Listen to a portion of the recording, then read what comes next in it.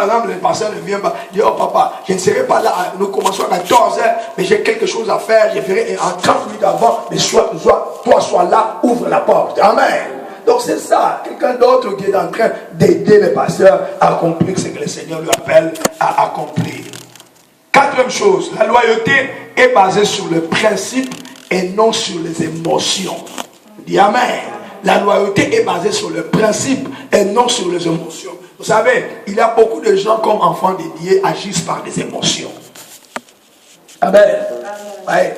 Si elle se sent bien ce jour-là, il respecte les autres.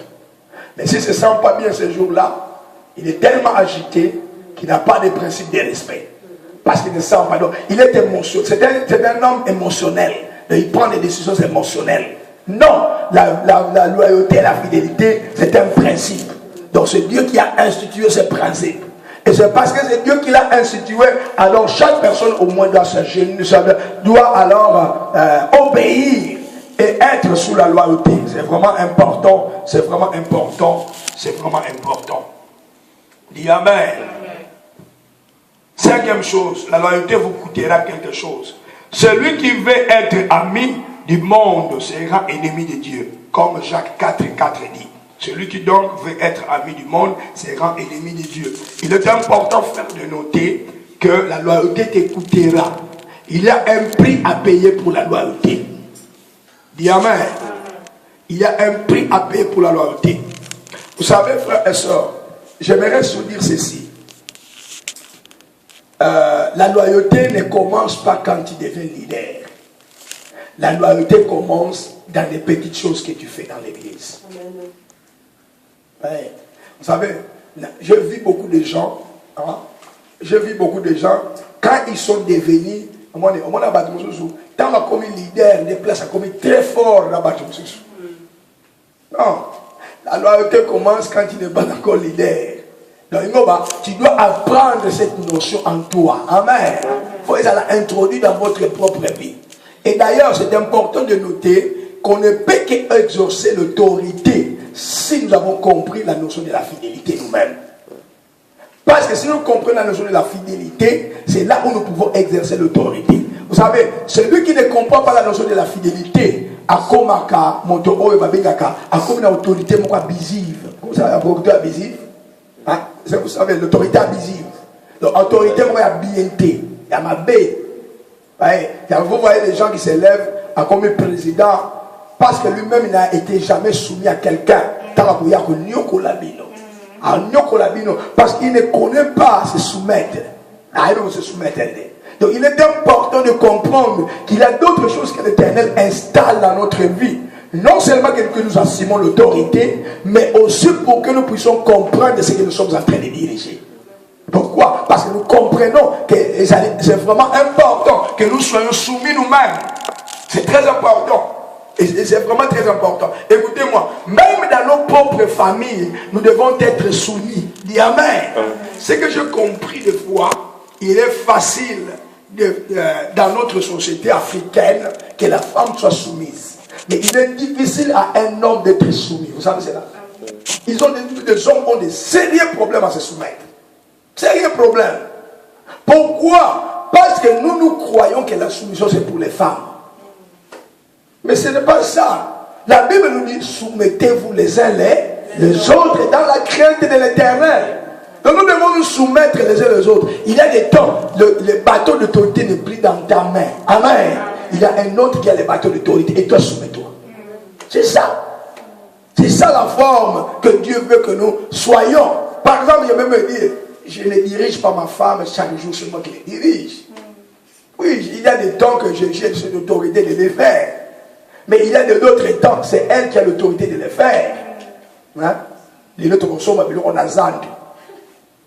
N'allez aucun des zands des jours. Mais parce qu'il y a il faut que des zands. Maintenant, on a voiture, des zands. Donc je me soumets quelque part, que nous allons.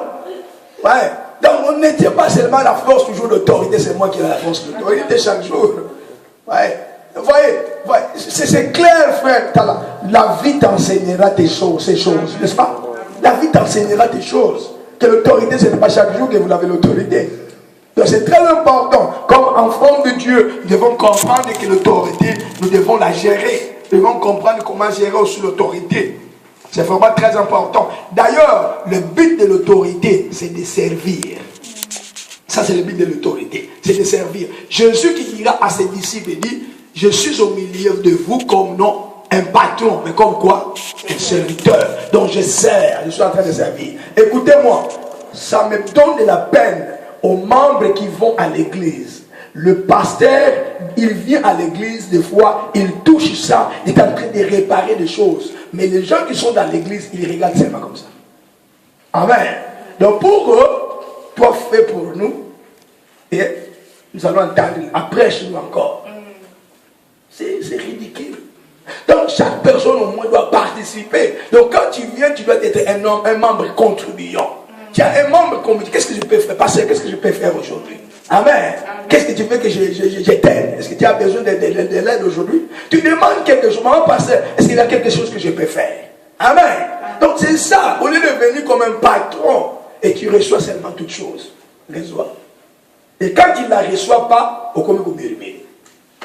Oh non, mais comment j'ai droit à ceci, j'ai droit à ceci. Non, tu n'as pas de droit. Nous tous, nous avons besoin de l'aide. Amen. Donc c'est important que nous puissions alors faire cela et le Seigneur va commencer à nous aider. Amen. La loyauté, sixième, la loyauté t'écoutera des choses matérielles. Pour être loyal, la loyauté va t'écouter des choses matérielles. La chose matérielle. Il est important de commencer à voir dans le livre d'Hébreux, chapitre 11, verset 24 et 25, la Bible dit, Moïse refusa d'être appelé fils de Pharaon à cause de la loyauté, à cause de la fidélité. Il refusa d'être appelé fils de Pharaon à cause de la loyauté, parce qu'il était juif. Il disait, il était élevé dans la maison de Pharaon, mais il refusa les titres. Amen. Pour souffrir avec les enfants d'Israël, parce qu'il se voyait que lui n'était pas égyptien, mais il était hébreu. Voyez. Donc il a donné, il s'est humilié, il a payé un prix. Voyez, la fidélité te demandera aussi un prix à payer. Il y aura toujours un prix à payer pour avoir l'humilité.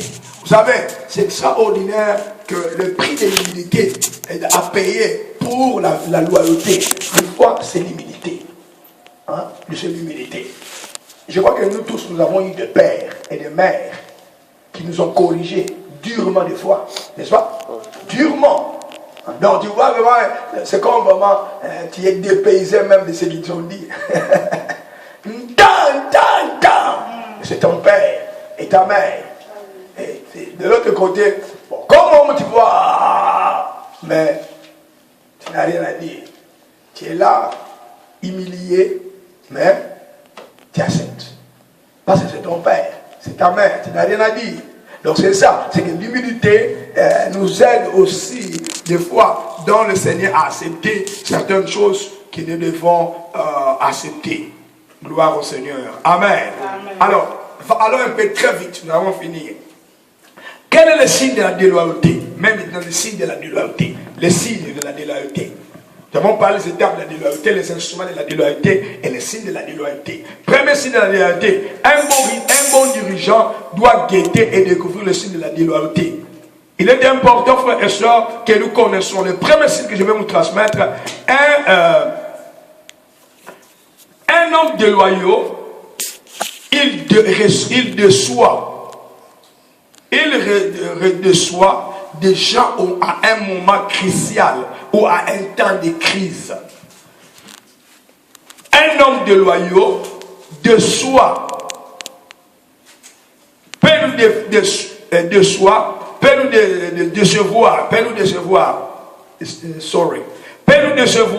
dans un moment crucial ou un temps de crise. Dans un moment crucial et un temps de crise. Qu'est-ce que j'aimerais dire ici? Il est important de noter que si une personne, le signe de la déloyauté, la personne a comme ça la bino makambu, tango, vous avez un problème, il y a passe. Il y a un problème à côté de vous. Donc vous passez des temps difficiles, mais il vient encore et il augmente encore une pression sur vous. Au lieu que la personne participe à aider, dit Amen. Pour aider, pour alléger la solution, mais lui, il vient encore, il amène encore d'autres choses. Ouais. Ou même, quand vous passez ces moments difficiles, c'est là où il se trouve absent. Donc, il ne se voit plus. Elle ne se voit plus. À mon insulté. Donc, pour lui, c'est un homme qui s'est attaché seulement à vous pour certains intérêts. Dis Amen. Donc, quand ces intérêts sont bons, il se dit bon. Mais quand vous traversez des difficultés, il dit ah non, non, non, je ne peux pas traverser ces difficultés. Donc, cela veut dire que cet homme est tellement, il est déloyal. Ouais. Il est important, frères et sœurs. Je vais vous dire quelque chose que vous devez retenir encore comme l'église. Vous voyez, maintenant, vous êtes une église qui est en train de croître. Mais vous êtes encore petit. Amen. À ce moment-ci, je vais vous dire que les gens qui viennent à l'église, parce qu'ils sont vraiment touchés par l'évangile. Ils sont vraiment touchés par l'évangile et ils connaissent Christ comme Seigneur et Sauveur. Mais quand vous grandissez, vous commencez avec 200, 300, 400 personnes, vous verrez des gens que vous n'appellerez jamais. Ils vont venir ici. Et ces gens-là, des fois, beaucoup de ces gens ne viennent pas prier. Ils viennent pour un but donné. Ils viennent pour un but à l'église. Vous ne les connaîtrez pas. Ils vous diront seulement en ayant pour Sambela. Mais dans mon thème en ayant pour Sambela. Il a quelque chose d'autre qu'il peut faire. Comprenez? Moi je vis, même quand notre église, une fois en Angleterre, notre église était la plus grande de l'Angleterre. Ouais. Et j'ai vu des gens venir à l'église qui ne cherchaient que des relations avec le pasteur. Tu comprends? Donc, il ne vient pas être membre de l'église, mais c'est quoi? Des relations. Pourquoi? Pour lui, parce que s'il s'attache à des relations avec toi, il se voit comme il sera reconnu. Est-ce que tu comprends? Amen. Il sera reconnu quelque part. Quelque chose de pareil. Donc de mauvaises pensées d'être dans l'église. Mais ils venaient de cette manière-là. Ouais. Et d'autres, par contre, quand ils viennent à l'église, ils ont des business à faire. Tu comprends? Parce que là où il y a la foule, le business marche. On a l'église et le père commence à vendre les quotas. Quand l'église finit, lui c'est le moment de vendre ses quotas. Donc pour lui, il ne peut pas se trouver là où il y a de gens. Parce qu'il connaît que là il n'a pas d'argent. Mais ici il a de l'argent parce que la multitude lui donnera l'argent. Donc il vient dans cette but-là. Je vais te dire que l'église a de sérieux problèmes. Nous avons des gens qui viennent dans des pensées très différentes dans l'église.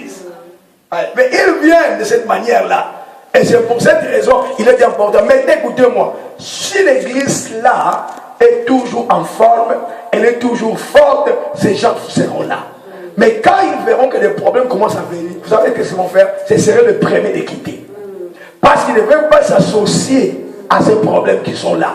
Pourquoi? Parce qu'ils sont déloyaux. Ce ne sont pas des gens fidèles. Ce ne sont pas des gens fidèles. Ouais. Il est important. C'est pour cette raison. Écoutez-moi, je vais te dire quelque chose de très très important. Et ceci. Personnellement, j'aime placer des leaders, de gens que nous avons travaillé et souffert ensemble. Si tu n'es pas souffert, avec moi, viens à l'église, participe à l'église, mais tu ne seras jamais un leader. Ou bien tu es dans l'église et tu dois apprendre à souffrir avec moi. Si tu souffres avec moi, alors nous partagerons aussi notre gloire. C'est très important. Donc c'est vraiment des choses essentielles de la vie chrétienne. C'est la très important. C'est pour ça que là, quand toi tu es le premier qui est venu ici, cette église va grandir. Tu es le premier qui est venu ici, sois fidèle. Amen. Pour que demain que tu sois un pilier dans la maison de Dieu. Tu deviens le pilier dans la maison. Pourquoi tu as compris les choses. Et c'est là où Dieu va commencer à faire de grandes choses dans ta propre vie. Amen. Deuxième signe que nous pouvons dire est que un membre ou un responsable qui te déçoit quand il est sous pression. Il y a beaucoup de gens, quand ils sont sous la pression, ils déçoivent l'église. Amen. Quand nous parlons de pression, qu'est-ce que je veux dire à travers de pression? Pression veut dire que vous avez des problèmes personnels dans votre vie. Amen. Il y a des gens qui quittent l'église à cause de ça. Oh papa, et vous le voyez, il ne vient plus à l'église. Parce qu'il n'a pas la paix dans sa maison. Mais j'aimerais te dire, ce n'est pas l'église qui cause la manque de paix dans ta maison. Toi, tu dois venir dans l'église parce que c'est un engagement que tu as pris, n'est-ce pas? C'est un engagement. Donc ce n'est pas la raison qui doit t'enlever à l'église. Ce n'est pas cette raison-là. Oui, on peut toujours chercher de l'aide à l'église, vous dire, pasteur, prie pour nous, oh l'église aide-nous. Mais cela n'est pas la raison d'abandonner l'église. Et les gens, vous voyez, quand les gens ont des problèmes, vous les voyez qu'ils ne viennent plus à l'église. Parce qu'ils ont des problèmes personnels. Oh papa, il y a une église pour aller. C'est quoi ça? Est-ce que c'est l'église qui a causé ces problèmes? Non, c'est à toi de venir à l'église. Ouais. Et cela ça démontre quand même le niveau de ta maturité. Amen. Et tu es quand même mature avec les choses de Dieu. Même que j'ai des difficultés. Et puis, voyez, beaucoup de gens pensent que les pasteurs n'ont pas de problèmes. Ah! Mais le pasteur aussi, c'est un homme. Le pasteur aussi a sa famille. Il a aussi des réalités dans sa propre famille. Mais il n'abandonne jamais l'église. Amen. Il vient toujours à l'église. Il est toujours à l'église. Cela ne veut pas dire. Vous voyez, beaucoup de gens pensent. Tous à bangeloté. Tous à bateau. C'est la mauvaise conception. Je suis une personne aussi. J'ai mes réalités que je dois faire face de chaque jour. Et ces choses-là, j'applique la même foi que tu as. C'est la même foi que j'applique dans ces situations personnelles de ma propre vie. Si je peux te dire, je disais à quelqu'un d'autre, il me se pleure là, il se pleure.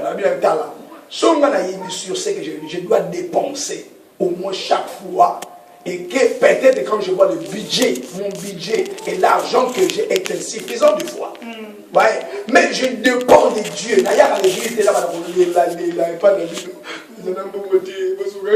ne fais pas ça. Je ne le fais jamais. Donc, je me contacte à Dieu. Dis Amen. Je pleure au Seigneur et le Seigneur pourvoit à mes besoins. Et c'est fini. Donc, je ne suis pas là comme quelqu'un qui est là. Et puis, je vais dire ceci. Un prédicateur ou un enfant de Dieu ne doit pas être mendiant. Tu comprends? Ça, ce n'est pas la vie des enfants de Dieu. Tu dois quand même garder ta dignité. Dis Amen. Ta dignité personnelle de toi-même comme un enfant de Dieu. Et Dieu veillera à d'autres choses. Il est important. Frère, il y a des fois, comme enfant de Dieu, même comme serviteur, les choses te dépassent. Je dois payer ça, il doit faire ça, il doit faire ça, il doit faire ça. J'ai déjà dit aux gens de l'église, j'ai dit, vous savez, si une personne doit vivre, c'est dans la foi. C'est un pasteur qui doit vivre, c'est dans la foi. Et moi, je vis des fois dans la foi. Parce qu'il y a des choses que je dois faire, mais Dieu toujours, je veux te dire, si tu es fidèle avec Dieu, Dieu toujours sera fidèle dans ta vie. Il pouvoira toujours. Il va toujours ouvrir des portes qui seront belles. Et c'est ça, ordinaire des fois, quand vous êtes là, quelqu'un seulement qui t'approche et te dit, pasteur, j'ai quelque chose à te donner. Et quand vous regardez comme ça, c'est comme c'est tout ce que tu dois faire. Donc Dieu, c'est un Dieu qui est fidèle. Donc nous devons nous compter, nous contacter à lui. Et c'est lui qui peut faire des grandes choses dans notre vie. Écoutez-moi, si tu ne pourras pas apprendre les leçons de foi aujourd'hui, tu ne pourras jamais marcher dans la foi. C'est pour cela que tu dois apprendre certaines leçons maintenant. Parce que quand tu grandis, tu découvres que la foi va commencer à opérer dans votre vie. Commence à opérer dans votre vie. Parce que vous avez compris ces leçons de la foi dans votre propre vie. Dis Amen. Ah bon, le temps est fini. Le temps est fini. Donc, c'est vraiment important que nous puissions développer ce type de choses. Donc, sois vraiment fidèle dans la maison de Dieu. Donc, cela veut dire peut-être, je ne sais pas si c'est en 2017 que je reviendrai. 2017 que je reviendrai. Quand je viendrai encore, je vais te voir dans la maison de Dieu. Amen. Amen. Tu es là fidèle, contribuant, faisant ton mieux pour que l'église avance, tout cela. Et le Seigneur va commencer à te bénir. Dis Amen. Je crois que nous viendrons peut-être un jour pour voir en train de fêter de ce que le Seigneur est en train de faire. Amen. Là, on s'assoit, on mange, on rigole, on fait. Non, c'est Dieu est en train de bénir. Amen. Amen. Gloire à Dieu. Alors que le Seigneur te bénisse. Merci.